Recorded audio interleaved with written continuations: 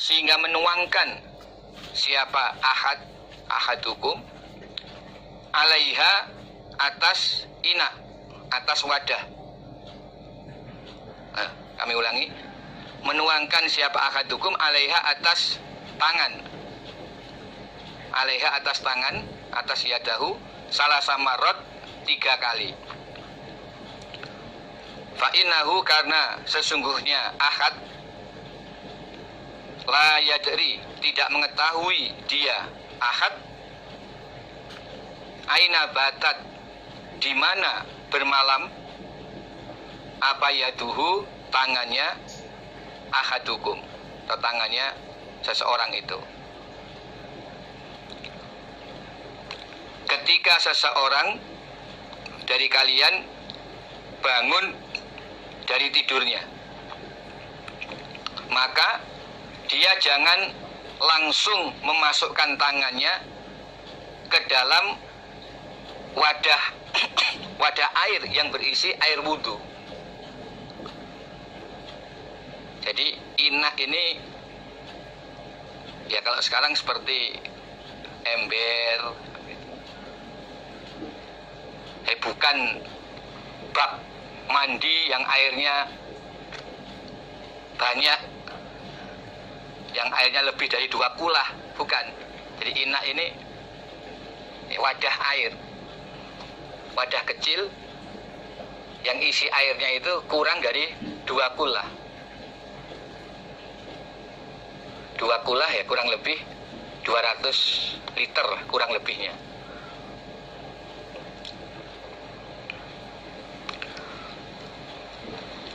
Nah, dia jangan masukkan tangannya ke dalam wadah air itu sampai dia menuangkan air dari wadah itu atas tangannya sebanyak 3 kali, salah samarot. Nah, hitungan 3 kali ini termasuk bagian dari syariat. Ya, adabnya orang berwudu atau tata cara orang berwudu dari Rasulullah Shallallahu Alaihi Wasallam. Karena dia tidak mengetahui ketika tidur di malam hari tangannya itu kemana saja, bergerak kemana saja.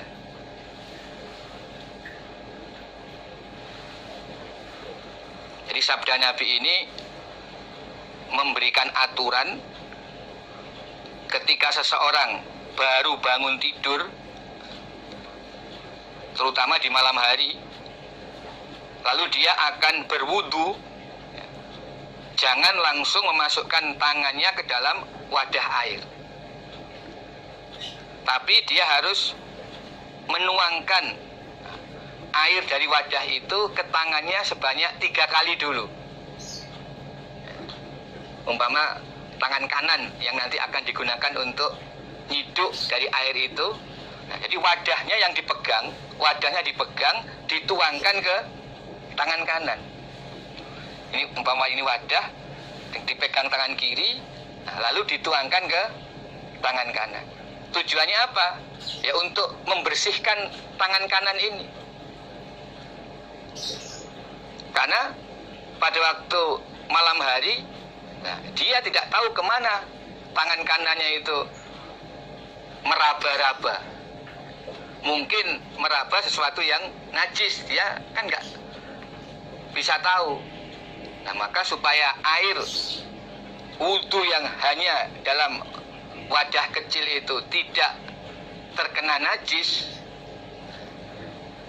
aturannya sebelum tangan dimasukkan untuk nanti berkumur, untuk nanti mengusap wajah, tangan itu harus disiram lebih dulu dengan air dari wadah tadi.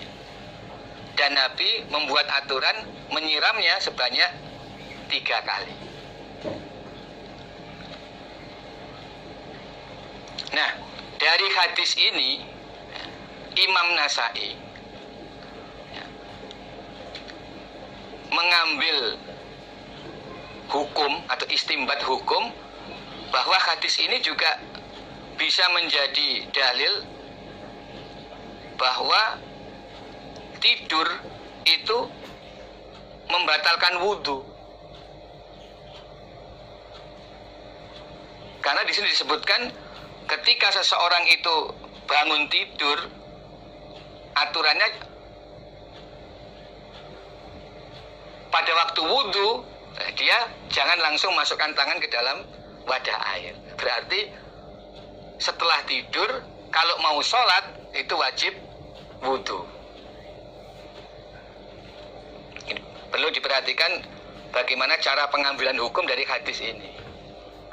Imam Nasai memasukkan hadis ini dalam bab bahwa tidur itu membatalkan wudhu.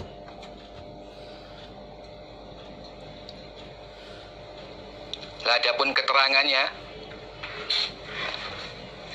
tidur yang membatalkan wudhu itu adalah tidur yang keadaan berbaring. Keadaan orang tertidur berbaring. Kalau tidur dalam keadaan duduk, posisi duduk lalu sampai tertidur, itu tidak membatalkan wudhu. Berdasarkan hadis sahih dalam kitab hadis Muslim, yaitu kana ashabu Rasulillah sallallahu alaihi wasallam yanamun tsumma yusallun wala yatawaddaun. Jadi ini kejadiannya, Nabi pernah suatu malam sholat isya sampai larut malam, sehingga para sahabat menunggu di masjid dalam keadaan duduk, bahkan sampai tertidur, keadaan duduk sampai tertidur. Nah, kemudian setelah Nabi keluar mengimami, mereka langsung berdiri lalu sholat, tidak berwudu lagi. Nah, ini jadi dalil bahwa kalau tidur posisinya duduk itu tidak membatalkan wudhu. Tidur yang membatalkan wudhu itu adalah tidur ketika posisinya berbaring atau terbaring.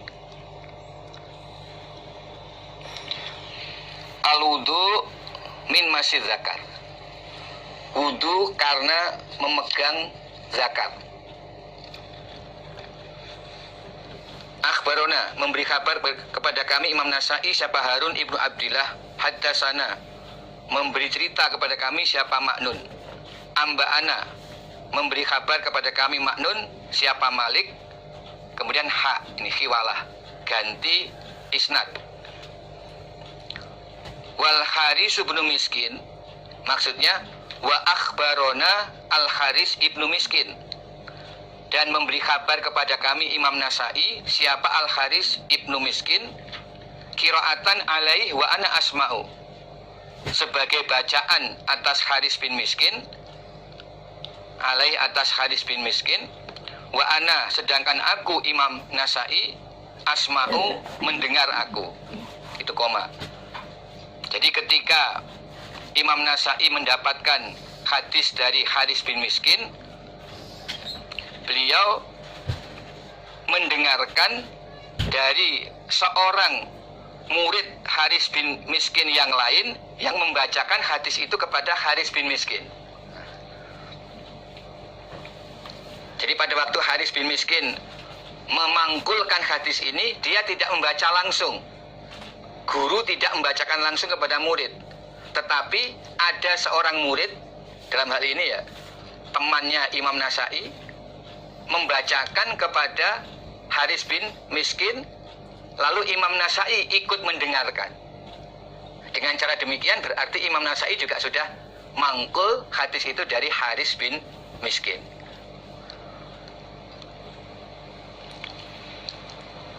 Ani bin Qasim, maksudnya Haris bin Miskin dari Ibnu Qasim. Nah, ini perhatikan rujuknya ini, wa ana adapun aku Imam Nasai asma'u mendengar aku Imam Nasai, terus koma. Ani Ibnu Miskin, yang mendapat hadis dari Ibnu Miskin ini adalah Imam Nasai, Haris bin Miskin itu mendapatkan hadis dari gurunya Haris, yaitu Ibnul Qasim. Qala berkata Ibnul Qasim, amba'ana, bercerita kepada kami Ibnul Qasim, siapa Malik, an Abdillah ibni Abi Bakar ibni Muhammad ibni Amr ibni Hazmin, annahu, sesungguhnya Abdillah, sami'a mendengar dia Abdillah, Urwata ibn Zubair kepada Urwah. Yaqulu berkata Urwah, dakhaltu masuk aku ala Marwan ibn Hakam. Ini seorang amir. Fadzakarna, maka menuturkan kami, ma yakunu, pada apa-apa yang ada, minhu dari ma, apa wudu. Kami menuturkan apa saja yang membatalkan wudu. Faqala, maka berkata siapa Marwan, amir pada masa itu, min masjid zakar al wudu, dari memegang zakar atau memegang kemaluan, al wudu, wajib wudu. Jadi Marwan mengatakan memegang zakar itu termasuk membatalkan wudu, sehingga orang yang memegang zakar wajib berwudu lagi. Faqala, maka berkata siapa Urwah bin Zubair, ma alimtu, tidak mengetahui aku Urwah, zalika, demikian itu ketentuan bahwa memegang zakar membatalkan wudu. Jadi Urwah membantah apa yang dikatakan Marwan. Faqala Marwan, maka berkatalah Marwan, akhbarotni, telah mengkabarkan kepadaku Marwan, siapa Busrotu bintu Sofwan, annaha, sesungguhnya dia Busroh, sami'at, telah mendengar dia Rasulullah, pada Rasulullah Shallallahu Alaihi Wasallam, yaqulu, bersabda Nabi, idza massa, ketika memegang siapa ahadukum, salah satu kalian, zakarohu, pada zakarnya ahad atau kemaluannya ahad, falyatawaddo, maka hendaklah berwudu siapa orang.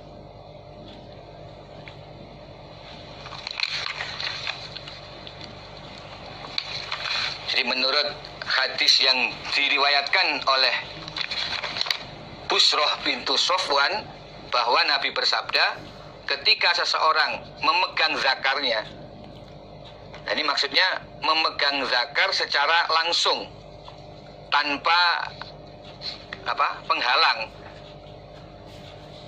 Jadi beda kalau memegang zakar, katakan dari luar celana, itu tidak termasuk. Jadi kalimat massa itu memang memegang langsung, maka dia wajib berwudu, falyatawaddo. Ya, berarti berdasarkan hadis ini, memegang zakar itu membatalkan wudu. Akhbarona, memberi kabar kepada kami Imam Nasai, siapa Ahmad bin Muhammad bin al-Mughirah.